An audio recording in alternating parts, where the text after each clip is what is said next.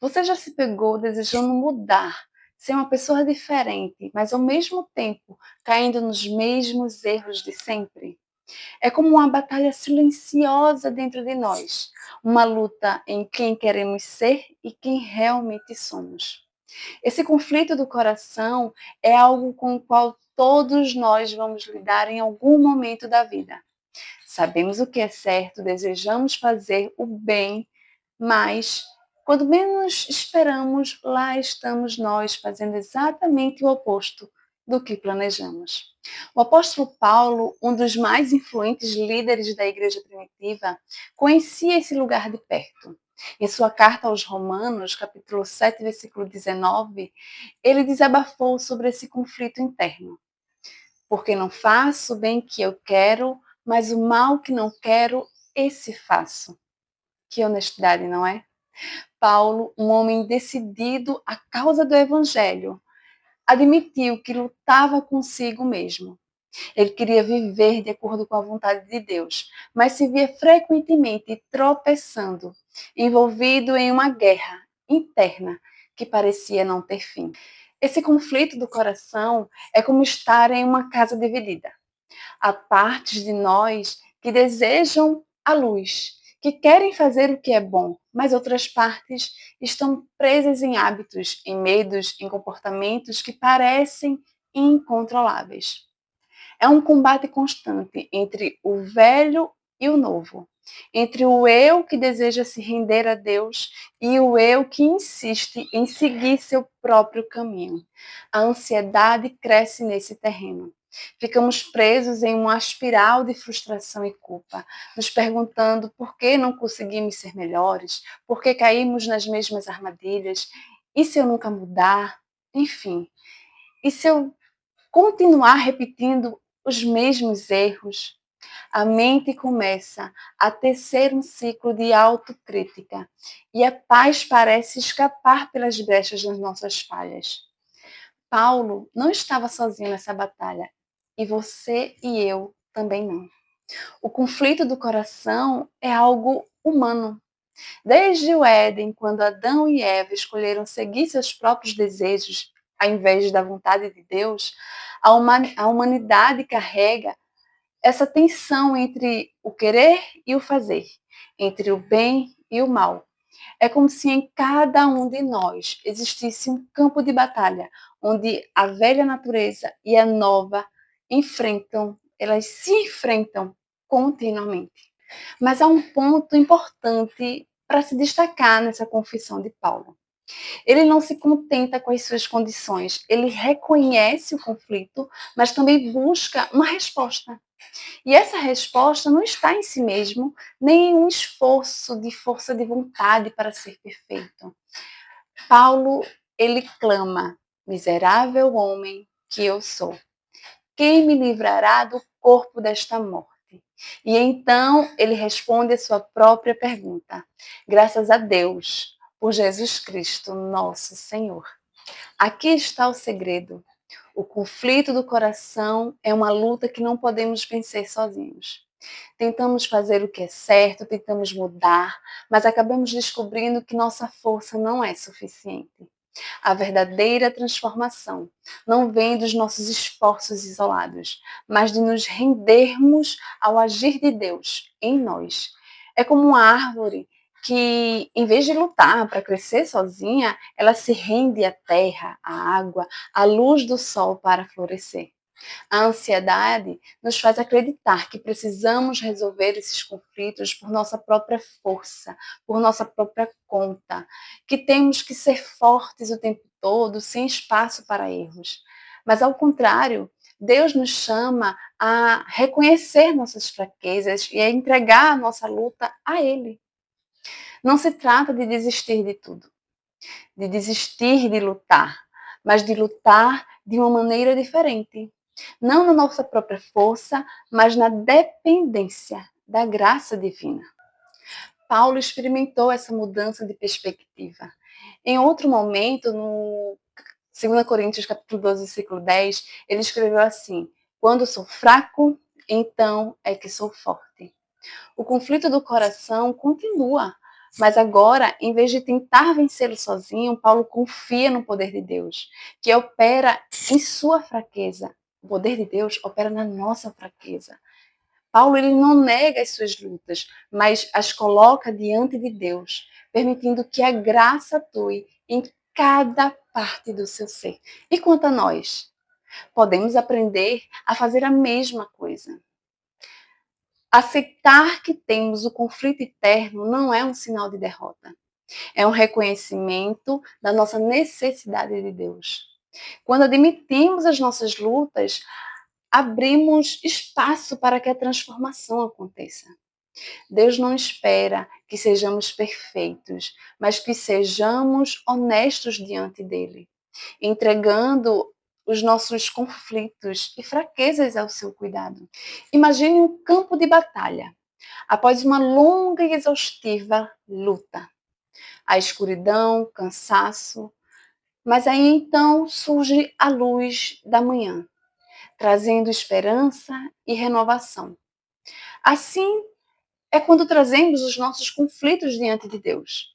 A luta pode ser intensa, mas a luz da graça de Deus ilumina nosso coração, nos renovando e nos dando forças para continuar. O conflito do coração não é o fim da história. É apenas o lugar onde Deus começa a agir. Ele nos encontra em meio às nossas lutas, nos abraça em nossas imperfeições e nos convida a confiar nele. Ao invés de nos deixarmos dominar pela ansiedade, de sermos melhores, podemos nos render à certeza de que Deus está trabalhando em nós, mesmo quando não conseguimos enxergar claramente a mudança. Portanto, quando você se encontrar novamente no meio desse conflito, quando o coração desejar fazer o bem, mas a velha natureza insistir em seguir outro caminho, se lembre das palavras de Paulo. Graças a Deus por Jesus Cristo, nosso Senhor. Não estamos sozinhos nessa batalha interna. Temos um Deus que nos entende, que nos acolhe e que nos capacita a viver de acordo com a sua vontade. O conflito do coração pode continuar, mas em Cristo encontramos força, graça e direção para enfrentá-lo. O caminho não é fácil, mas é um caminho de esperança. A cada dia podemos aprender a depender menos de nós mesmos e mais da presença daquele que pode transformar nossas fraquezas em vitórias. O conflito do coração é uma jornada diária. Cada manhã traz consigo uma nova oportunidade para escolhermos confiar em Deus, em vez de ceder à ansiedade e ao medo. É como um campo de batalha que precisa ser enfrentado a cada passo, a cada decisão. E muitas vezes esse conflito nos levará a lugares que preferíamos evitar. Aqueles cantos da nossa alma onde nossas falhas e imperfeições se escondem. Mas aqui está a beleza da vida com Deus. Ele não nos chama a enfrentar esse conflito sozinho. Ele nos dá seu Espírito Santo para habitar em nós, guiando-nos, fortalecendo-nos e nos lembrando de que somos filhas amadas, mesmo em meio às lutas internas. O Espírito Santo é como uma luz que revela as sombras do nosso coração. Não para nos condenar, mas para nos ajudar a trazer nossas fraquezas à luz da graça divina. Um dos maiores obstáculos que enfrentamos nesse conflito é a voz do acusador. Ela vem com força, nos dizendo que somos falhos demais, pecadores demais, incapazes demais. A ansiedade se alimenta dessas acusações, nos fazendo acreditar que jamais mudaremos. Mas a verdade é que em Cristo não somos mais definidos por nossos erros ou fraquezas. Somos filhas amadas, somos chamadas filhas de Deus, redimidas por seu amor e restauradas por sua graça. Paulo, ao descrever sua própria luta interna, não ficou preso em um ciclo de autopunição. Ele reconheceu a batalha, mas rapidamente direcionou os seus olhos para Jesus. A força para vencer o conflito do coração não está em nós. mas naquele que venceu por nós. Essa é a mensagem que ecoa em todo o Evangelho. Jesus tomou sobre si as nossas fraquezas, nossos pecados, nossas lutas, para que pudéssemos viver uma vida de liberdade e esperança. Portanto, aceitar esse conflito não significa se conformar com ele.